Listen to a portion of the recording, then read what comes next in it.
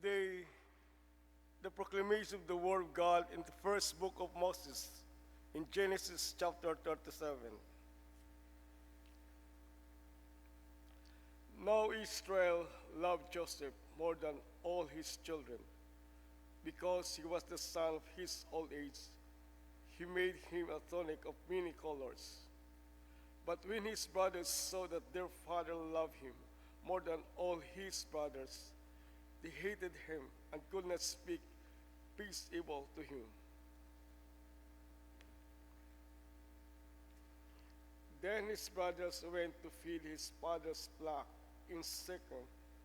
And Israel said to Joseph, "Are not your brothers feeding this flock in the Shechem? Come, and I will send you to them." So he said to him, "Here I am." Then he said to him, "Please go and see if they will eat your brothers and will with the flocks and bring back word to me." So he sent him out in the valley, and he brought and he went to the children.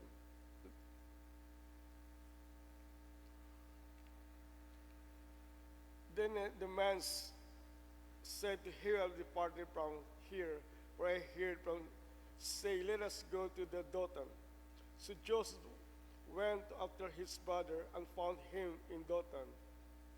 Now they saw him afar off. Even before he came near, they conspired against him to kill him. Then he said to one another, "Look, this dreamer is coming.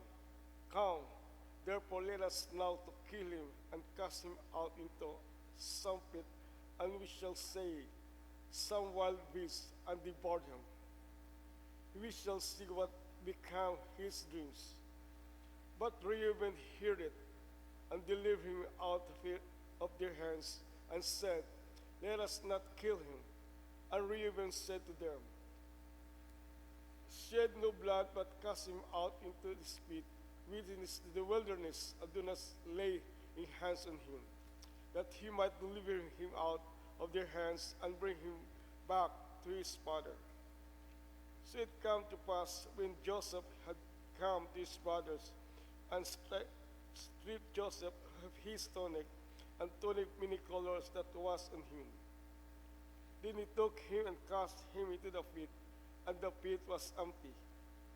There was no water in it, and they sat down to eat and meal, and they lifted their eyes and looked, and there was a company of Ishmaelites and coming from Gilead with their camels, bearing spices, balm, and myrrh of their way to carry them down to Egypt. So Judah said to his brothers, "What a profit is there if we kill our brother and conceal his blood? Come, let us sail to him, to the Ishmaelites, and let not our hands be upon him. For he is our brother and our flesh, and his brother's lesson." Then the Midianite traders passed by. So his brothers pulled Joseph up and let him out of the pit, and said to him, "To the Ishmaelite for 20 shekels of silver." And he took Joseph to Egypt. The word of the Lord. Please stand for our responsorial in Psalm 105. Our response is, "Remember the marvels of the Lord has done." Altogether, remember the marvels of the Lord has done. Moreover, he called a famine in this land. He destroyed all the provision of bread. He sent a man before them, Joseph, who was sold a slave. Response: they hurt his feet with fetters. He was laid in irons until the time his word came to pass. The word of the Lord tested him. Response: the king sent and released him. The ruler of the people let him go free. He made him lord of his house, a ruler of all his possessions. Response: glory be to the Father, and to the Son, and to the Holy Spirit.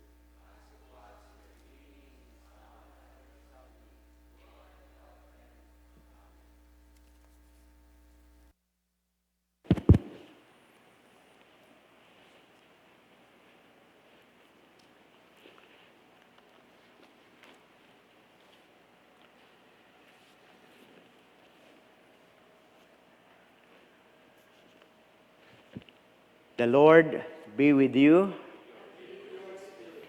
The Holy Gospel of Lord Jesus Christ, according to Saint Matthew chapter 21.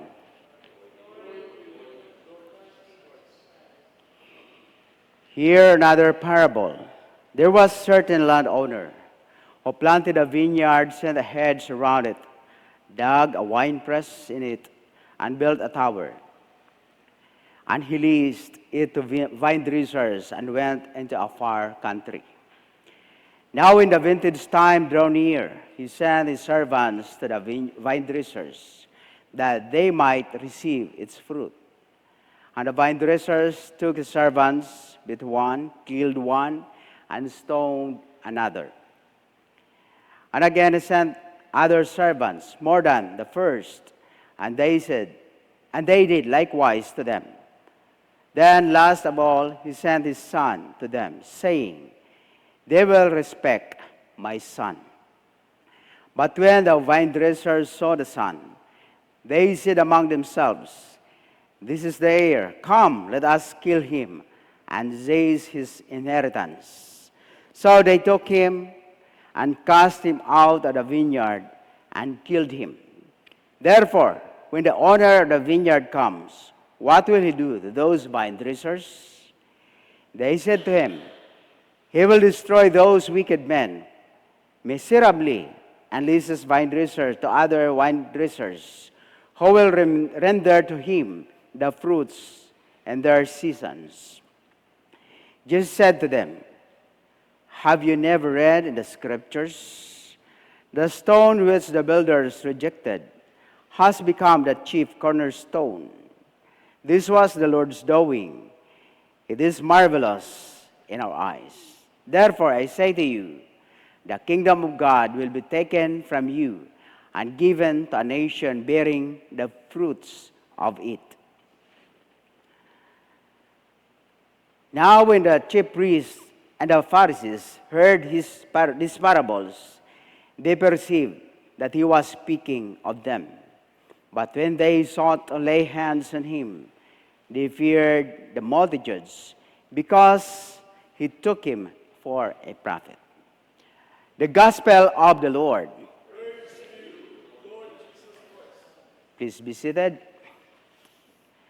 And today, based on our Gospel today in Matthew chapter 21, talks about the wicked vine dressers. And the message that I believe, this is what the message for us, that the Lord wanted us to convey, is this, that as servants, we should be a good stewards of God's vineyard. As servants or as Christians, we should be a good stewards of God's vineyard. Our gospel today talks about the parable of the wicked vine dressers. When we talk of parable, this is a short, simple story illustrating a moral or spiritual truth. No? Istorya na may ginapatungdan o paanggiran.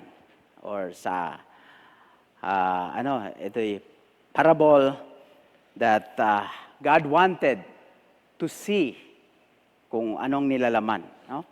So makita natin dito that the owner of the vineyard is clearly our God.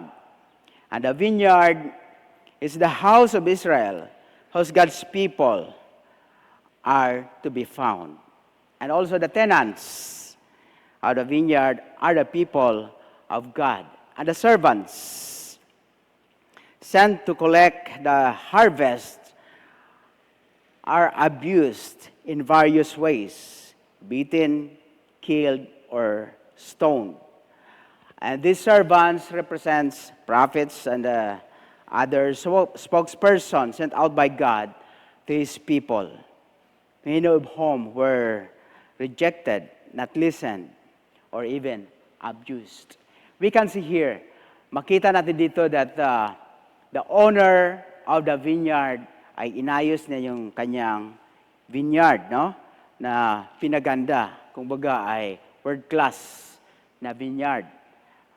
At kompleto Yung ginagawa lang ng vine dressers ay bantayan, after that, harvest, no? But when the vintage times come, God expects na mayroon siyang shares, no? Yung kinukuha ng may-ari ay yung kanyang shares. Hindi naman niya pinag-usapan yung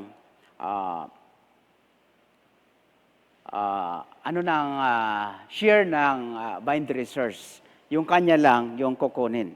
Kaya, He sent His Son. Kasi yung mga unang sinend niya ay nireject. They were stoned to death. Yung iba ay pinatay. So finally, the owner decides to send his only son because anak niya yun, no? Anak ng may-ari. And he said that they will respect my son. Respetuhin nila yung anak ko. So in other words, when God sent Jesus Christ into the world, He expects us to respect His Son, Jesus Christ. But in the contrary, the tenant rationalized that if they got rid of the son, they could take over the whole vineyard for themselves, no?